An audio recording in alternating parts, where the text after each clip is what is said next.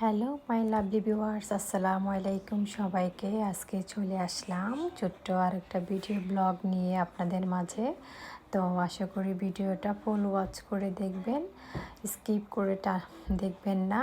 তো এই তো দিনের শুরুতে সবসময় আমি ন্যাচারাল লাভার্স, যেটা হচ্ছে প্রাকৃতিক, আমি খুবই পছন্দ করি। দ্যাটস ওয়াই সবসময় আমার ভিডিওর প্রথমে আপনারা ফুল দেখতে পারবেন আশা করি, আই হোপ। সো এই তো দিনের শুরুটা এখান থেকে শুরু হয়। এটা হচ্ছে একটা ফ্লাওয়ার ফ্লোরিস্ট যেটাকে বলা হয়। এই তো চলে আসলাম, যেটা আজকে রান্না বান্নার ভিডিও। একদম ফ্রেশ ভেজিটেবল পুঁই শাক আমার গার্ডেন থেকে নেওয়া হলো। তো মোটামুটি মাসাল্লাহ, এটা হচ্ছে আজকের প্ল্যান যে আমি আলু দিয়ে পুঁই শাক দিয়ে আর অন্য আরেকটা শাক আছে আসলে, যেটা আমি এটার নাম জানি না, ফ্রাই করবো আর কি। তো এই তো গার্ডেন থেকে লাউটাও নিলাম এবং অল্প কিছু মাছ, মাংস আর স্কিনটা ফেলে দিলাম অলরেডি লাউয়ের।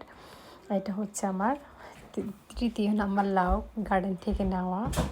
তো এরপরে প্ল্যান আজকে কী করব, বেগুন রান্না করব, শাক ভাজি করব, লাউ রান্না করব। এই তো প্রথমে হচ্ছে আমার লাউ রান্নার প্রিপারেশান। চিংড়ি মাছ দিয়ে লাউ খুবই ফেভারিট এটা। হয়তো সব সময় রান্নাটা শুরু করে দিছি একদম আপনাদের যেন আপনার দেখতেই পারেন আশা করি। তো আর ভিডিওর মাঝে কোনো ভুল ত্রুটি হলে ক্ষমা করবেন। আর ভিডিওটা প্লিজ টেনে টেনে দেখবেন না, স্কিপ করবেন না। প্রয়োজনে আপনারা লাইক, কমেন্ট এবং শেয়ার করবেন। আর এই তো হয়তো ভিডিওতে অনেক কিছু দেখা নাই, তারপরেও হচ্ছে যেহেতু এটা ডেইলি ব্লগিংয়ের একটা প্ল্যাটফর্ম নিয়ে নিয়েছি আমি। তো ওই হিসাবে আমি এভরিডে কী করি, ডেইলি আমি কী করার চেষ্টা করতেছি, কোথায় যাই।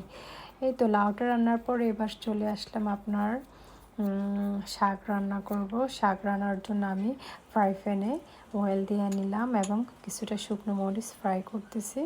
দেন আপনার এটা আমি কিছুটা গার্লিক কুচি দেব, অনিয়ন কুচি দেব এবং এই তো মোটামুটি এগুলি দেওয়ার পরে আলুটা দিয়ে দেবো আর হালকা একটু সল্ট এবং হালকা একটু মরিচের গুঁড়ো দেবো আর ধনিয়ার গুঁড়ো। অনেক সময় অনেকে আছে জিরের গুঁড়ো দেয় একটু স্মেলের জন্য। আমি 3টা আইটেম দেবো, বেশি কিছু দেবো না, কোনো যে তোমার এটা একটু ফ্রাই হবে। তো এগুলো দিয়ে আমি একটু তেলের মধ্যে ভেজে নিলাম সব কিছু। আর যদি এখানে অয়েল বেশি দেখা যাচ্ছে, আমি পরে কিন্তু অয়েলটা নিয়ে নিয়েছি। তো এই তো মোটামুটি সঙ্গেই থাকেন, রান্নাটা চলতেছে। আজকে হচ্ছে 3 আইটেমের রান্না করলাম মোটামুটি একদিনে, তাহলে কালকের জন্য মানে টুমোরোর জন্য আর আপনার রান্না করা লাগবে না। তো এই তো দিয়ে দিচ্ছিলাম শাকটা। কার কার অভিজ্ঞতা আছে নিজের গার্ডেন থেকে ফ্রেশ ভেজিটেবল নিয়ে খাওয়া? আমার খুব ভালো লাগে যে গার্ডেন থেকে নিয়ে কেউ খাওয়া। আর প্লিজ আমার ভিডিওটা আপনারা ফুল ওয়াচ করবেন, কারণ হচ্ছে আমার ওয়াচিং আওয়ারটা একেবারে কম। আর দেখা গেছে অনেক সময় লাইক আসে যে পরিমাণে কমেন্টও আসে, আবার দেখা গেছে কমেন্ট অনেক সময় বেশি থাকে, লাইক আসে কম। মানে কেন জানি মনে হয় যে মানুষ হয়তো নোটিফিকেশান আসলে জাস্ট দেখে কমেন্টটা করে তারপরে সাথে সাথে স্কিপ করে চলে যায়, মনে হয় এরকম। না হলে কেন আপনার লাইকেও দেখা গেছে অনেক সময় কম, লাইকের কমের চাইতে দেখা যাচ্ছে যে কমেন্টই বেশি। তো কমেন্টের অনুযায়ী লাইক থাকা ওরকমের থাকা দরকার, ঠিক না? তো এর মধ্যে আমি আবার বেগুনটা রান্না করা শুরু করছিলাম। যেহেতু প্রথমে লাউ রান্না করলাম, পরে হচ্ছে আপনার শাকটা ফ্রাই করে নিলাম, দেন হচ্ছে আমি লাউটা রান্না শুরু করলাম। লাউ না, আসলে এটা হচ্ছে বেগুন, সরি, আমি বেগুন রান্না শুরু করতেছি। বেগুনটা রান্না করতেছি এখন। তো প্লিজ কেউ ভিডিওটা ফুল ওয়াচ করে দেবে। একটু লং ভিডিও হতে পারে, যেহেতু আমরা ইউটিউব প্ল্যাটফর্মে কাজ করি, ওটার জন্য ওয়াচিং আওয়ারের জন্য আমাদের কিছুটা ভিডিও লং দিতে হয়।